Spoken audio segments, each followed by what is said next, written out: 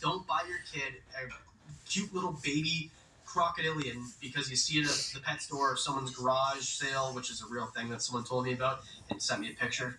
Oh my goodness. You guys are wild. Just don't do this. If you're getting into crocodilians, please have a ton of experience. Talk to somebody and work with someone who works with crocodilians so you can actually facilitate the case. This is a lot to get out. I feel like your mother. Can we move on? Okay, number 2 is a departure totally from the last entry, and something we've never talked about before, actually. Number 2, thorny devils. Now, thorny devils are an animal that I don't talk about because they're not really a captive animal. They're not an animal that most people would keep in captivity because they are very, very difficult. These are a strange animal, the only species in their genus, so they're kind of a loner. They're from the craziest parts of Australia that are normally uninhabited. So right off the bat, you know that they're unique, and they're from a place of the world that most animals and most people can't survive. Return of Stevie, everybody.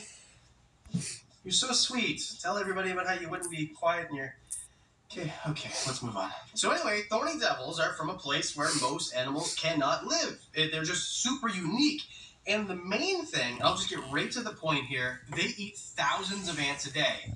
Do you know anybody who can feed thousands of ants to their captive animal? Not really, you squiggly little worm, you. They've just got very unique requirements, not only with diet, but just the way that they drink water even is very unique. They have kind of these ridges where they collect dew in the morning on their scales, it runs into their mouth, they absorb it through sand. Like, these are wild. These are crazy animals, but people do keep them in captivity with relative success. It just takes a lot of work. Because you can't just go to your pet store and say, can I have a few thousand ants, please? They'll look at you like, what?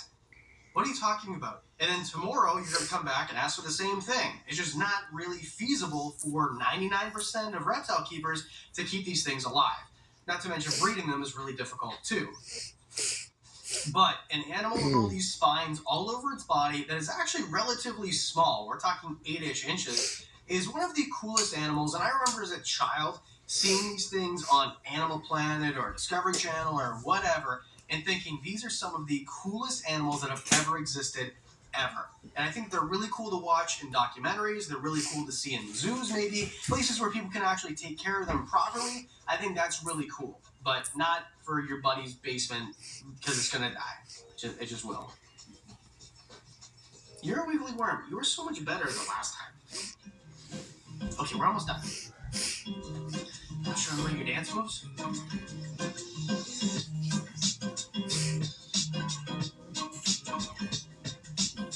And number 1, you guys know I love to ruin Family search for a little bit. I'm not going to use an amphibian today.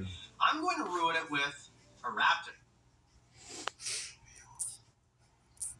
Clean Magic Eraser powers through tough messes, so it makes it look like I spent hours cleaning. And no, I didn't. It makes my running shoe look like new. It's amazing. It's so good. It makes it look like I have magical powers. Magic Eraser and sheets make cleaning look easy.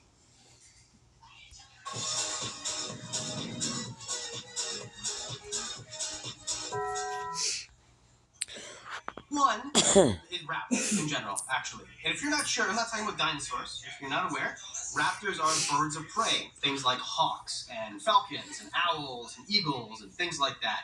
Now, I love falcons. I love eagle. I love all raptors. I think they're fascinating. Every time I see a red-tailed hawk, even a vulture, or a peregrine falcon, which there is one that nests, it sits right on top of a tree out front of them. I can see it every day. It is the coolest thing. You know where I hate to see falcons and eagles? In people's basements. It drives me wild. It drives me crazy. 99% of people cannot take care of raptors.